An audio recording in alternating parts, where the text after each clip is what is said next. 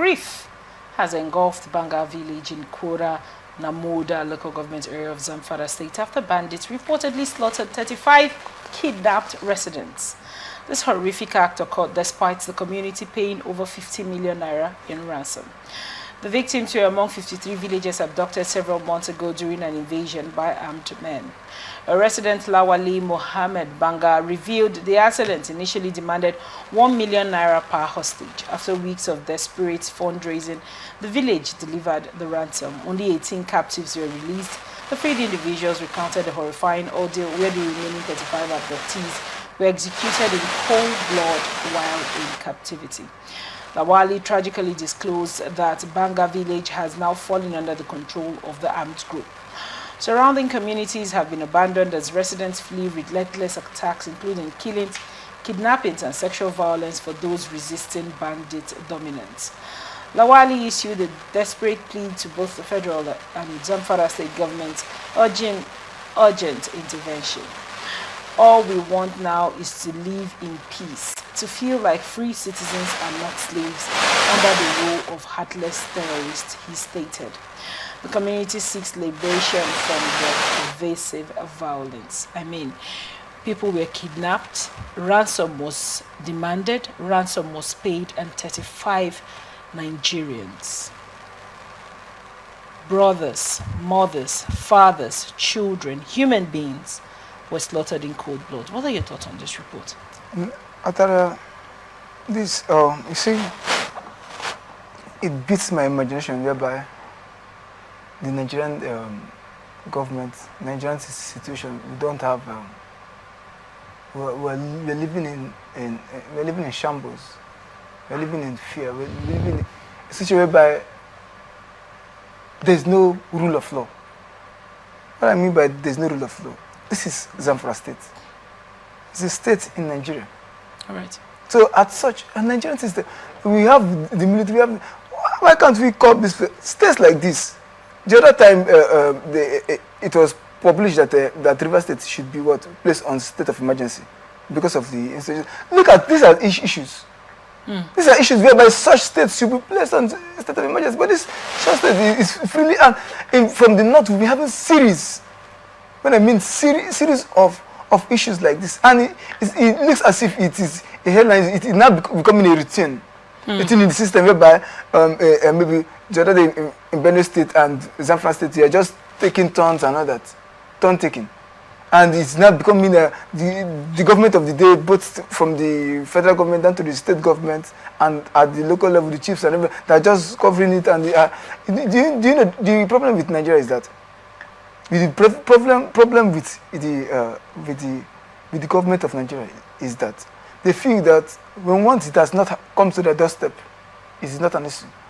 Because if you see the level at which the government of the day pursued during the time of NSAS, how they come up to stop it because they felt that it was coming close to the doorstep. But now look at people are dying. These are not cows.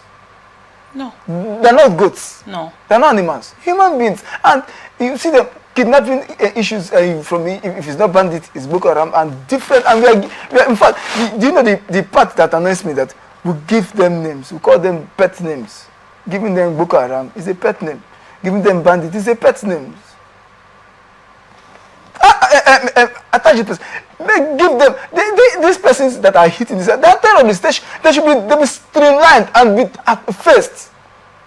Not giving them pet names, and it will come on air that these Boko Haram bandits had these persons and all that. Go to Borno State. All the states in the state of the north, and I don't want to see this. Want to tell this to become a religious issue. The government of the federal government have failed to secure lives and properties. First, as the federal government should look into, should be concerned about the lives of Nigerians, lives of our own. We should not be concerned about the financial benefits, about loans, about monies that should be. We should be concerned about protecting lives. So, if a state or a region or maybe a local government have some mobilize men there, men should be mobilized down to that place to to curb situations. And today we're having to the level of 35. It's so pathetic. Now, you know, most of the people in this particular clan are usually peasant farmers, living life honorably. And for the most of it, you know, take care of their families, live their quiet lives. But they were able to raise 50 million naira collectively as a community. Does it beat your imagination how these people were able to firstly raise this money, secondly deliver this ransom?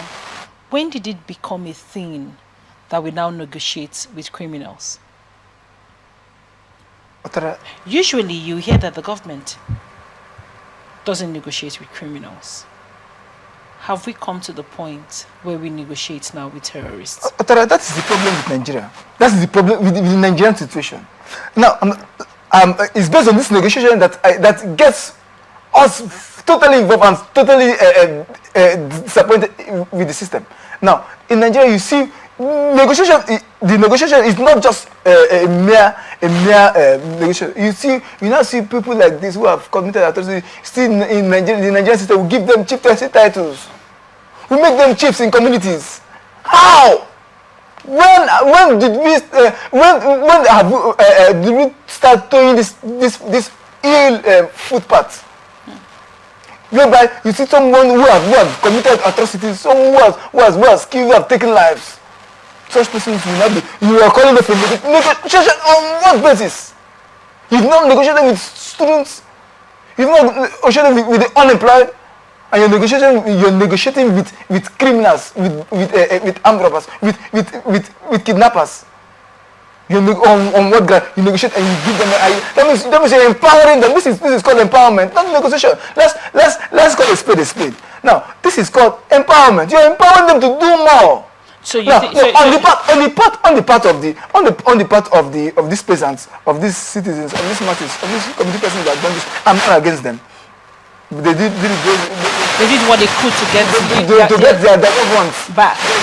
But on the part of the government, that's where I'm frowning at. I'm angry at.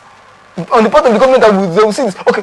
For instance, if one of the persons at the helm of affairs, one of the rulers, because I don't call them leaders, because if you're a leader, you should lead by example. You should the concern of your citizens should be your watchword. Right. Now, if as a government personnel, and one of your own, maybe your child, your sister is involved, will they go for this? No. And that is where the very dark man affirms that don't play. Yes, they affirm that don't play, because if you play, you're going to learn the hard way. And this is what is happening. The system is so close that they're playing. The government of the Nigerian system is playing with lives and properties, playing with lives. So please, these are the things that should be brought to book. That the security of Nigeria there should be some level of eye opening. There should be sanctions. There should be some checks and balances in the security. Do you think that these checks and balances aren't being done? Given that many people in these communities have already run away from their communities, they've run away from where they grew up. They've run away from their clans. They have moved into the IDPs. Let me tell you now. Right. Let me tell you, and let me also inform the masses that there's no checks and balance from the security angle. Ask me how. If the children of maybe the governors and the presidencies and the ministers are involved in this. You see, those security agents will be on standby. They will call, they will get them. But because they feel that they are not involved, it is not their concern, it's not their priority, and that's why things are falling apart. You start seeing and it's not that it's happening. It's not that it's happening once in 5 days, once in 10 days. It's happening on a concurrent basis, maybe every week, every 2 weeks, some 3 times a week, and all that. And these are maybe the ones that are even brought on air.